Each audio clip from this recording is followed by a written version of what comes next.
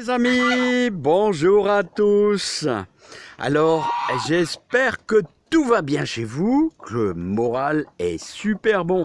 Bon voilà, on est mercredi matin, on est le 3 août et là, on vient de donner un petit peu à manger aux poules et aux oies.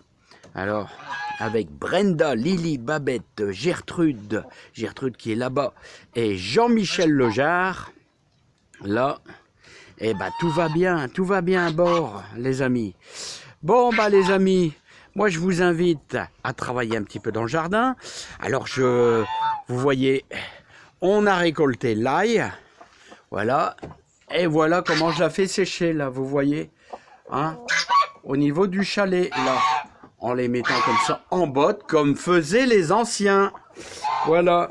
Allez, les amis, maintenant, on s'en va direction le jardin pour la récolte des oignons, si ça vous dit. Alors, comme je vous dis, on est au 3 août. Là, il est encore temps, éventuellement, de repiquer un peu de poireaux, de les séparer. Voilà, regardez mes beaux choux-fleurs. Mes beaux choux-fleurs. Alors, comme je dis toujours, les choux-fleurs, il leur faut énormément d'eau, hein, pour faire une belle floraison. Regardez comment ils sont beaux, ils sont magnifiques. Alors, on rabat une feuille pour protéger du soleil. Vous voyez, dans l'axe du soleil. C'est un truc d'ancien, ça. Allez, on s'en va voir les oignons. Alors, tout va bien dans le jardin. Alors là, vous voyez, au 3 août, les pommes de terre, la croissance est terminée. Quand vous voyez les vers qui commencent à devenir un petit peu marron sur le bord, c'est pas du mildiou, c'est que les pommes de terre, ça y est, la croissance est finie et on a plein de pommes de terre dans la terre. Allez, maintenant, on s'en va voir les oignons. Alors, regardez un petit peu ici, voilà toute la parcelle où il y avait nos oignons qui étaient implantés. Vous voyez, j'ai nettoyé un peu, il y avait un petit peu de mauvaises herbes, bien sûr, hein, pour pouvoir refaire un petit peu de culture ici. Alors, regardez les oignons. Alors, voilà les fameux oignons paille des vertus. On appelle ces oignons les pailles des vertus. Vous savez, ce sont des oignons jaunâtres. Alors, vous voyez, dans des cagettes, parce qu'on les met à sécher. Voilà, regardez. Regardez ici, là, ils sont bien, ils sont beaux, la croissance est finie. Vous voyez, quand ça commence à sécher comme ça, c'est la croissance est finie, c'est terminé. Ils ont besoin d'un bon petit coup de séchage. Alors vous voyez, on les laisse tranquilles. Et dès que le soleil aura bien fait son affaire, veillez à essayer de bien les séparer quand même, hein, qu'ils ne soient pas trop collés les uns aux autres. Là, je vois, il y en a peut-être un petit peu de trop. Et voilà, tout va bien. Ça s'est bien passé, les amis. Hein, la récolte est assez belle. Voilà. Alors maintenant, petit rappel, comment les planter et quand les planter. Et les choses qu'il faut éviter pour qu'ils pourrissent. Voilà. Allez, on va parler de la plantation avec des petits oignons paille des vertus. Là, que vous allez faire en mars, voire même vous pouvez faire ça en avril. Allez, avec les écartements, je vous dirai tout. Voilà comment les implanter. Alors voilà, je vous les fais voir encore une fois. Voilà, paille des vertus. Voilà à quoi ça ressemble, paille des vertus. Allez, on y va. Alors les amis, qu'est-ce qu'il faut savoir pour les oignons paille des vertus? Alors vous allez préparer bien sûr votre terre. Alors le conseil, quand est-ce qu'on peut implanter toutes les variétés d'oignons?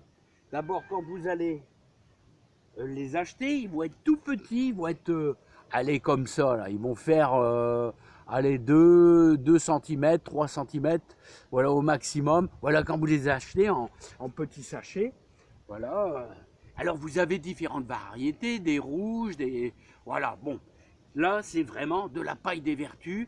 C'est pour les soupes, c'est pour faire avec, je sais pas, vos poulets. Bon, bref, allez. On va laisser ça à la cuisinière.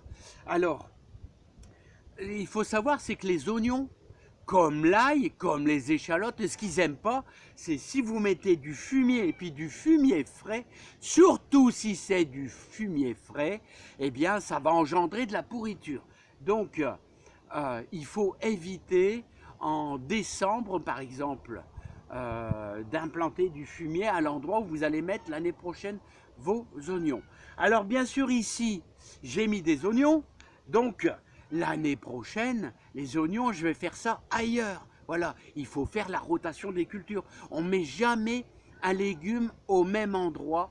Voilà, il faut essayer d'éviter. Ça, c'est la rotation des cultures. Donc les oignons, on ne met pas de fumier en décembre, on laisse une petite parcelle pour pouvoir implanter oignons, échalotes et ail. Ce que vous pouvez ajouter, c'est des cendres de bois, c'est de la potasse. Un petit peu de cendres de bois de votre foyer, hein.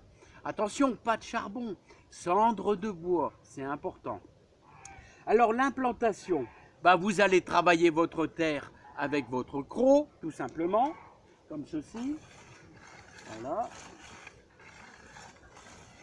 Et vous allez simplement implanter vos petits oignons.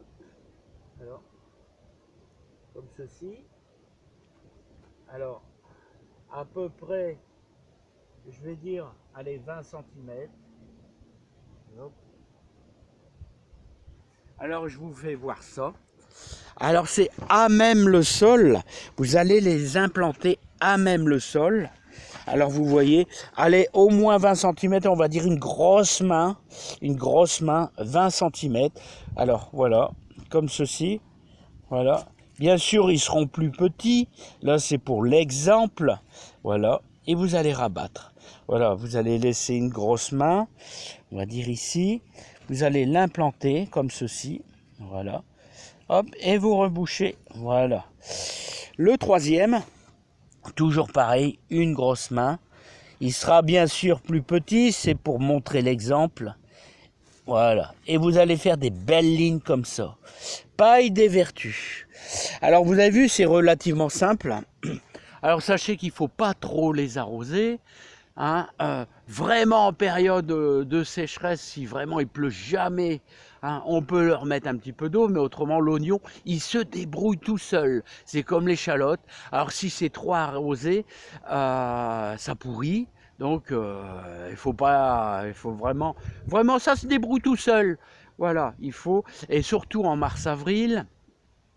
C'est là où c'est très bien. Fin mars, début avril, là où on implante nos oignons. Alors vous faites des lignes et entre chaque ligne, je vous conseille de laisser au moins 35 cm. Ça vous permet de nettoyer, ouais, parce que bon, ils vont rester longtemps, plusieurs mois au sol. Donc je vous conseille vraiment de laisser au moins 35 cm.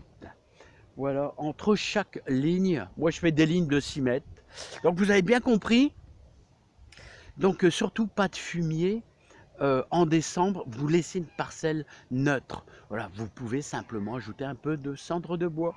Voilà les amis, je vous aurais expliqué un petit peu la plantation, voilà, et la récolte. Ça vous fait ça. Voilà, vous voyez, ça vous fait ça. Des oignons, paille des vertus. Très très bon, très très bon, très très bon. Voilà, des oignons un peu jaunâtres. Voilà, donc moi ça va. L'année passée, j'étais un petit peu plus gros. Donc l'année passée, je les avais implantés un peu plus par là, du côté des tomates. Et là, donc cette année, on rotation des cultures, on change de secteur. Voilà. Écoutez les amis, on est au 3 août, regardez les petits navets. Les petites salades grosses paresseuses, nos carottes de Colmar, ici. Faites vos graines de persil.